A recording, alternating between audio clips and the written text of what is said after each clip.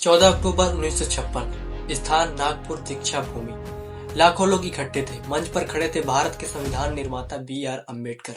लेकिन उस दिन वो सिर्फ संविधान निर्माता नहीं थे, वो एक ऐतिहासिक निर्णय लेने वाले इंसान थे। सवाल है, आखिर उन्होंने हिंदू धर्म क्यों त्यागा और बौद्ध धर्म ही क्यों अपनाया? इसकी शुरुआत आज से नहीं, 1935 में एवला सम्मेलन में उन्होंने कहा था, मैं हिंदू के रूप में पैदा हुआ हूँ, यह मेरे बस में नहीं था, लेकिन मैं हिंदू के रूप में मरूंगा नहीं। क्यों?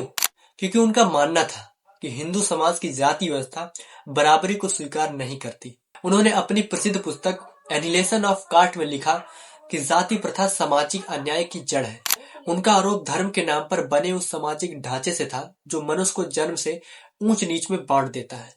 उन्होंने साफ कहा, अगर समाज में समानता नहीं तो स्वतंत्रता और बंधुता भी अधूरा है।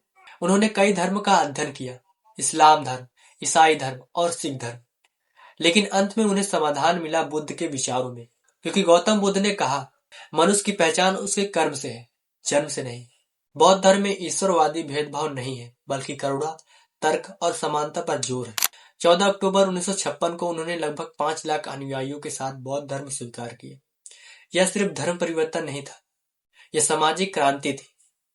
उन्होंने 22 प्रतिज्ञाएं दिलाई, जिनमें जाति आधारित मान्यताओं को त्यागने और समानता अपनाने की शपथ शामिल थी।